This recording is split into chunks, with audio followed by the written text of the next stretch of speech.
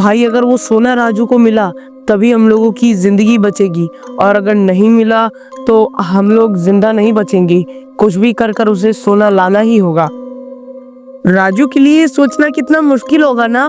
वो एक पुलिस वाला होकर भी चोरी कर रहा है और खुद की ईमानदारी का गला घोट रहा है, वो भी मजबूरी में।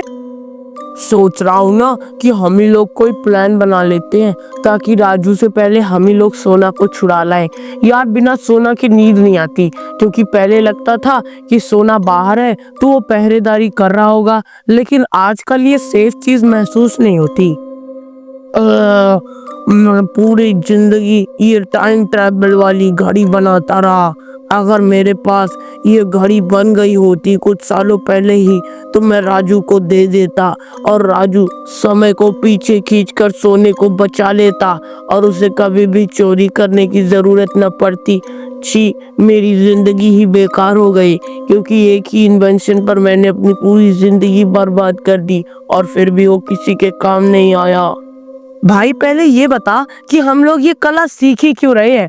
क्योंकि हमें राजू की मदद करनी है। अगर राजू अकेले नहीं कर पाया तो हम लोग उसका साथ देंगे। अरे ठीक है भाई, लेकिन चल पहले भूख लगी है।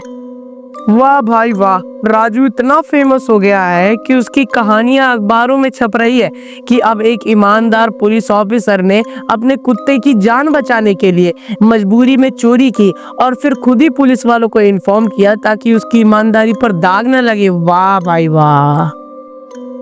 राजू एक ईमानदार और बहादुर सिपाही था।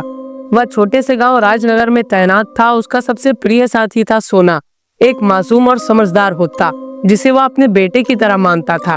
सोना न केवल राजू की रक्षा करता था, बल्कि अगर देखा जाए तो वो पूरे गांव का रक्षक था, क्योंकि राजू हर सुबह सोने को ले जाकर पूरे गांव का दौरा करता। इसीलिए लोग उन दोनों को देखकर खुद को सुरक्षित महसूस करते थे।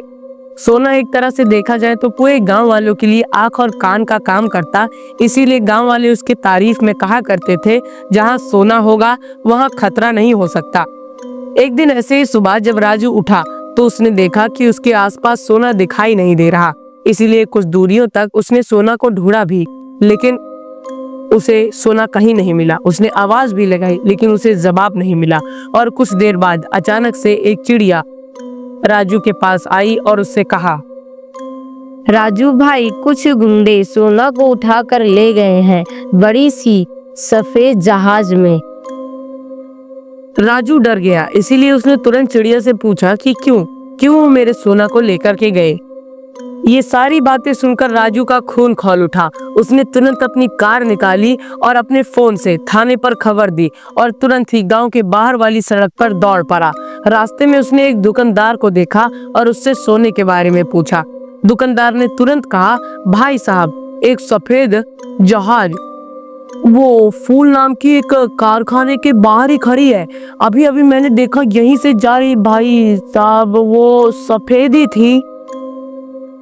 दुकानदार के इतने डाउटफुल बोलने की वजह से राजू को शक हुआ, लेकिन फिर भी उसने उसकी बात मानी। राजू तेजी से अपनी कार को भगाता है फैक्ट्री की ओर, क्योंकि उसे पता था कि भले ही ये दुकानदार झूठ बोल रहा हो, लेकिन क्योंकि वो फैक्ट्री कई टाइम से बंद है, इसीलिए कुछ गुंडे लोग उस फैक्ट्री पर आया जाया करते हैं। तो हो सकता है कि काश उसका सोना उसे वहीं मिल जाए। फैक्ट्री में घुसते ही राजू को कुछ आवाजें सुनाई दी।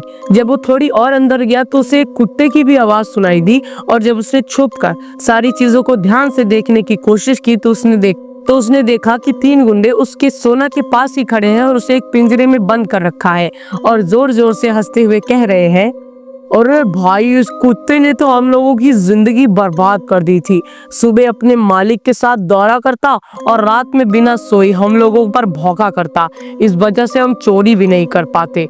लेकिन अब जब हमने इन्हें पकड़ लिया है तो अब तुरंत ही इसे बेच करके आता हूँ। मालिक रुपए भी दे देंगे और अब आगे से हम रुपए भी बड़ी आसानी से चुरा पाएंगे। हा हा हा।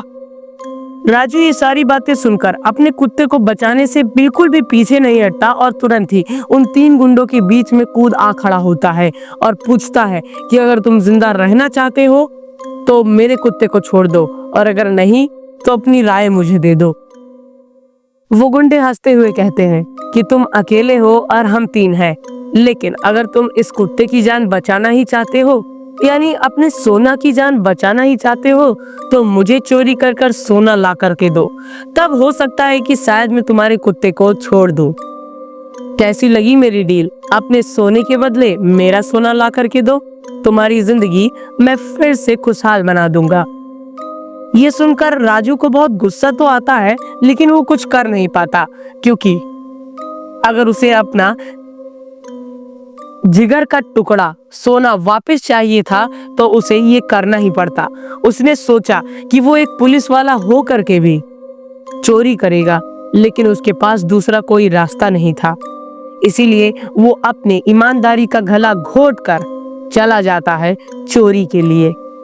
उन तीनों सिपाही के लीडर ने बोला कि तुम चिंता मत करो, जितनी भी चोरी करने की चीजें हैं वो सारी चीजें तुम्हें प्रोवाइड कर दी जाएंगी। तुम्हें कहाँ जाना है, कब जाना है, कैसे जाना है, सारी चीजें मेरा एक आदमी तुम्हें बता देगा। और ये लो मैप, तुम इसे वहां नाव तक पहुंचने में इस्तेमाल करना, जिस नाव में बैठकर तुम्हें चोरी करने जाना है। और याद रखना, अगर मेरा सोना 3 किलो से कम हुआ तो तुम्हारा कुत्ता वापस नहीं करूंगा।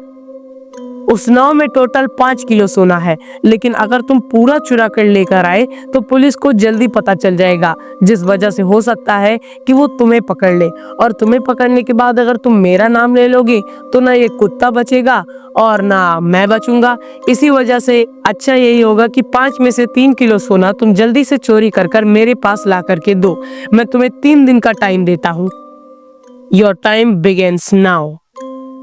ठीक है, मैं ये सारा काम तो तुम्हारे लिए कर दूंगा, लेकिन वादा करो मुझसे कि तुम मेरे सोना को छोड़ दोगे, क्योंकि अगर तुमने नहीं छोड़ा तो याद रखना कि मैं एक पुलिस वाला हूँ, और अगर तुमने मुझसे गद्दारी की तो बचोगे नहीं। लेकिन राजू का जी इन सभी चीजों को करने में मचल रहा था, इसीलिए उसने सलाह लेने के लिए अपने पापा के पास फोन किया, ये पूछने के लिए कि क्या वो जो करने जा रहा है वो सही होगा या फिर नहीं। क्या उसे एक कुत्ते के लिए जो उसे अपनी जान से भी ज्यादा प्यारा है, उसके लिए अपनी ईमानदारी का गला घोटना चाहिए या फिर नहीं।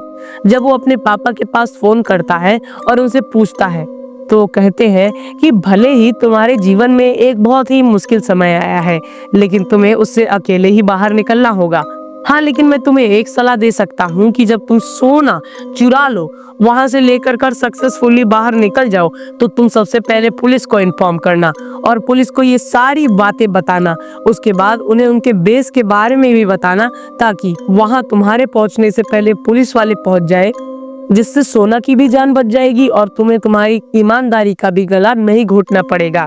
ये सुनकर वो बहुत ज्यादा प्रसन्न हो जाता है, क्योंकि उसे पता चल चुका था कि इससे उसके सोना की जान भी बच जाएगी और उसका अस्तित्व भी खराब नहीं होगा। वो इस दिन तो रेस्ट करता है, क्योंकि उसे प्लान बनाना था कि आखिर वो कैसे बिना किसी परमिट के नाव के अंदर घुसेगा, और घुसने के बाद आखिर वो कैसे चोरी कर कर बिना किसी को पता लगे यहाँ वापस आएगा। जब वो एक रात में पूरा प्लान सेटअप कर लेता है तो अगले दिन वो नाव की तरफ निकल जाता है। वो मैप को फॉलो करते हुए पहुंचता है नदी के किनारे।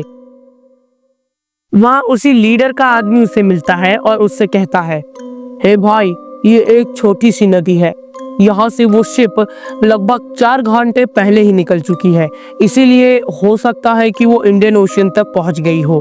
तो तुम्हें इस नदी के रास्ते से जाना है उस ओशियन में, और ओशियन में जाकर तब तक उसका पीछा करना है जब तक तुम उसके बहुत क्लोज ना हो जाओ।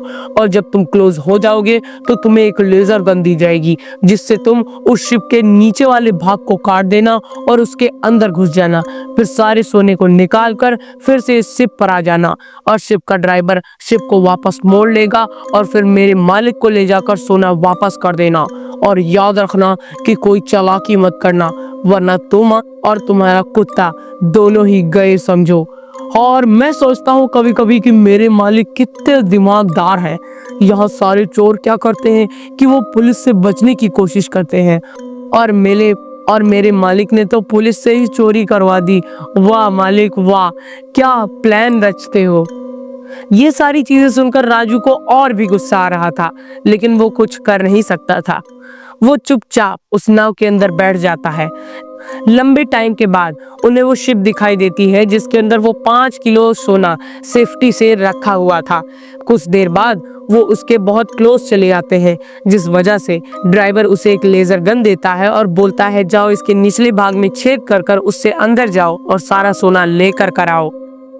लेकिन कुछ ही देर बाद जब वो लेजर गन का इस्तेमाल करने की कोशिश करता है तो उसे पता चलता है कि लेजर गन पानी में आने की वजह से खराब हो गई है।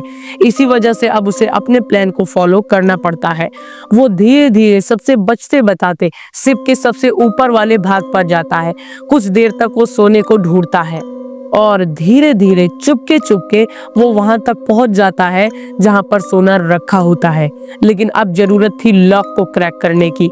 एक बहुत ही सेफ्टी लॉक उसमें लगा हुआ था, लेकिन पुलिस होने के नाते उसे उस लॉक को क्रैक करना आता था। वो अपनी स्ट्रेटेजी से लॉक को क्रैक कर लेता है और पूरे सोने को अपनी बोरी में डाल लेता है। क्योंकि उसे सोने का लालच नहीं था, इसीलिए उसने डाकू के कहे गए 3 किलो सोने को बोरी में भरा और तुरंत वहां से निकल गया। कुछ लोगों ने उसे देख लिया, इसीलिए उसका पीछा किया, लेकिन देर ना हो जाए इसीलिए उसने तुरंत ही पुलिस को इन्फॉर्म किया कि ये सारी बातें हुई हैं और मैं असली चोर नहीं हूँ। इसीलिए जाइए उन गुंडों के बेस पर उन्हें पकड़िए ताकि हमारे देश के सोने का भी हानि ना पहुंचे और वो मासूम सा कुत्ता भी बच जाए। और आगे चलकर ऐसा ही होता है। जब तक राजू वहां पर सोना लेकर कर पहुंचता है और वो सोचता है कि कहीं उसे मजबूरन सारे सोने को उस बेईमान डाकू को न देना पड़े। वहां जाते ही वो पहुंच करके देखता है कि वहां पर पुलिस वाले आ चुके हैं और पुलिस वालों ने उस डाकू को पकड़ लिया है और खूब मार पीट कर उसके सोने को भी आजाद करा दिया है, जिसकी वजह से सोना उसके पास आकर उससे लिपट जाता है। राजू की आंख में आंसू आ जाते हैं। राजू अपने कुत्ते सोना को लेकर वापस चला जाता है और अपनी ड्यूटी को वापस से निभाने लगता है। दोस्तों, इस कहानी से हमें ये सीख मिलती है कि भले ही आपके जीवन में कितनी भी परेशानियां क्यों ना आ जाए, लेकिन आपको अपने बड़ों की बातें हमेशा माननी चाहिए और जो भी चीजें आपके जीवन में बुरी हो रही हो उसे अपने दिमाग से अच्छे से सोचकर आगे बढ़ना चाहिए ताकि आपके जीवन से वो मुश्किलें हट जाए। तो अगर आपको ये वीडियो पसंद आई हो तो वीडियो को लाइक कर दीजिएगा। अगर आप चैनल पर नए हैं तो चैनल को सब्सक्राइब कर दीजिए। तो बस फिर आज की वीडियो में इतना ही। मिलता हूँ मैं आपसे किसी और वीडियो में किसी और नए टॉपिक के साथ। तब तक के लिए जय हिंद।